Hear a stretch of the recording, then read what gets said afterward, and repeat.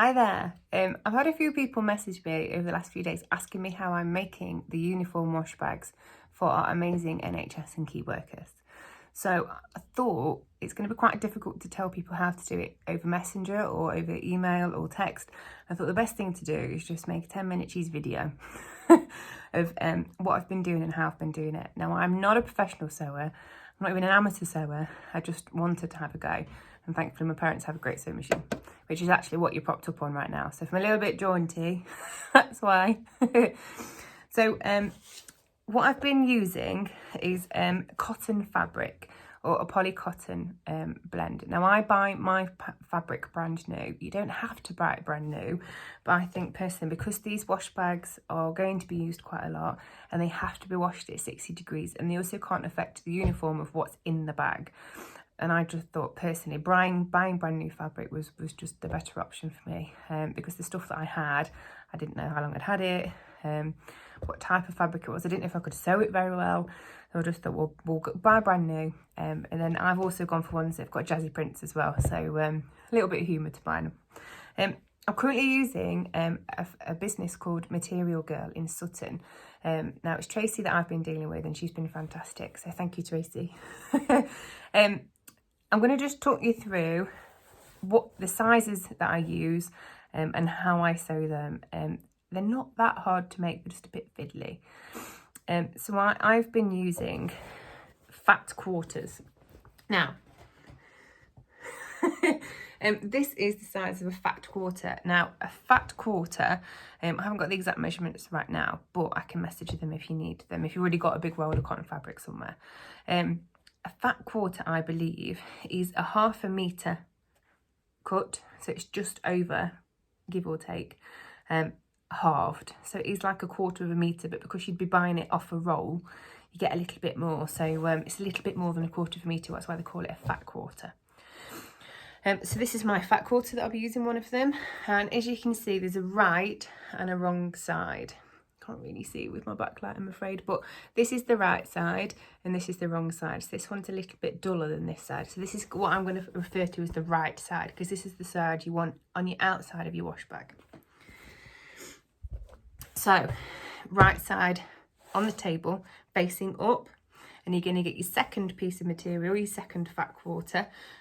The other thing as well, from Material Girl, I've had every piece has got a salvage edge, so the edge that won't fray, as opposed to this, which isn't a salvage edge, which has got a little bit of that on it. So I would put your two salvage edges together at the top, and yet again, you've got a right and a wrong side, so you put your right side down. So the two sides that you want on the outside of your wash bag placed together, so you're sewing on the inside to start with. I'd offer them up, salvage edge touching at the top. What I find is easiest to do is lay it flat on the table and get all your creases out. Here we go. Salvage edge together, look, and just lay it flat. And get 2 pins, one here and one here. And bring it back up, and then I'm just going to put one in the middle at the bottom, so that when you sew, that your fabric doesn't have any movement to it. It shouldn't, because it's got nothing elastic in it, but when you're a novice sewer like me, it comes in quite handy. So what you're going to do, if you think about your rectangle size, you're going to leave the top, your salvage edge, you're going to leave that one unsewn for now, and you're going to sew down the side, across the bottom, and back up the top. But one of the things I need to tell you is you need to leave yourself about a 3-inch, 4-inch gap, just like that, because this will be the edge that you'll use to make your ribbon pocket. So I would start sewing about here and just go all the way down across the bottom and back up the top. So leave a bit of a gap. Oh, I'm crooked again. There we go. So I'd sew it once, straight stitch, and I'd go back and I'd sew it a second time, straight stitch. Now, I wasn't confident enough to start moving settings and upset the machine, but you can use a zigzag stitch for your second stitch if you feel confident to, or even better if you've got an overlocker. That'd be more preferable, but I appreciate everybody doesn't have one of those. So, Blue Peter moment. This is one I made earlier. So as you can see, this one's been sewn. I've also chopped the corner off. Sewn, sewn, sewn. Oh, sorry. Right. So what I was meaning before about not starting at the top is so that you can allow yourself to create a fold. So this side has already been sewn, just to show you what it would look like. So what I would do is actually turn the other side over and pin it.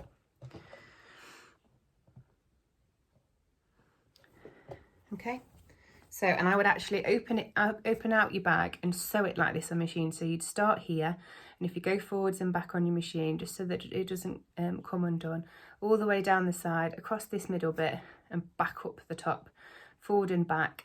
And then what I'd actually do is each side, give yourself probably this much worth of cotton, tie them together, and cut them off, so that you can see, look, that is not going to come. You can put it in front of my face so you can see it. So that's not going to come undone, no matter how many times they wash it up. So this is not always the best way. If you have another way, you're more than welcome to do that, but this is just the way that's working for me. And as I said before, I'm really not a sewer. So if I can do it, anybody can do it. Right, this bit's the bit that I don't really know how to film in one take. So you've folded your edges over so you've got a bit of an indent. So what you're going to do now is actually create a ribbon pocket.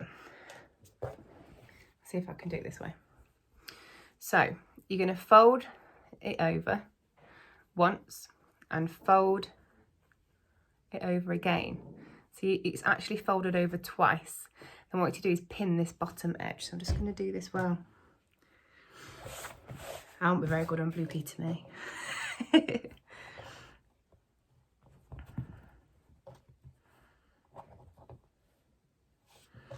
Now, take your time on the first one that you make, because that's the one you can make all your mistakes on. So don't go straight for your brand new fabric.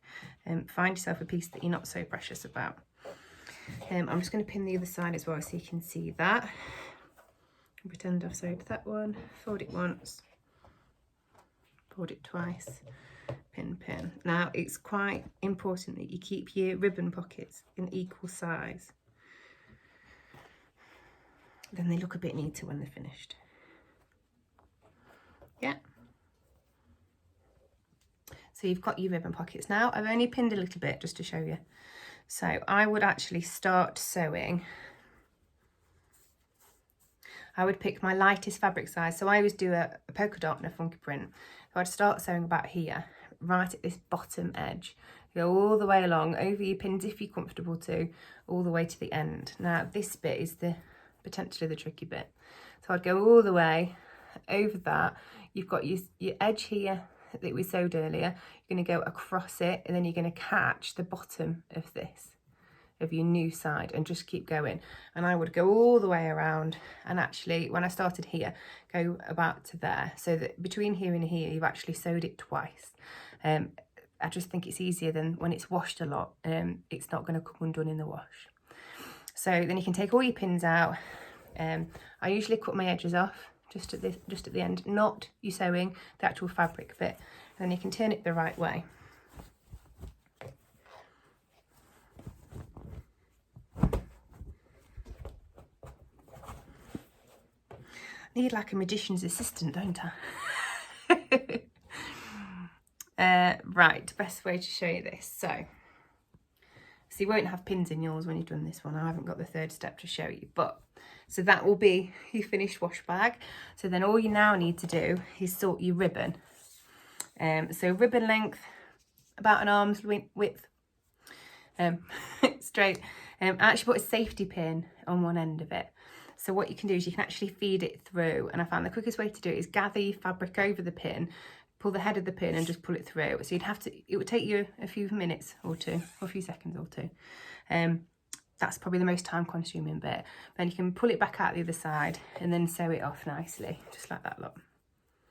And then what I would do is, if I can find my scissors, just trim that bit. And then you will have ribbon in your wash bag. So you just then got to check that all your pins are out of it, that you've got no stray threads, and your wash bag's good to go. So you just need to pull it once they've got the uniform in. Then all of it goes in the wash. And yeah, really simple to make. Any questions, let me know. Good luck. Send me some pictures. Bye.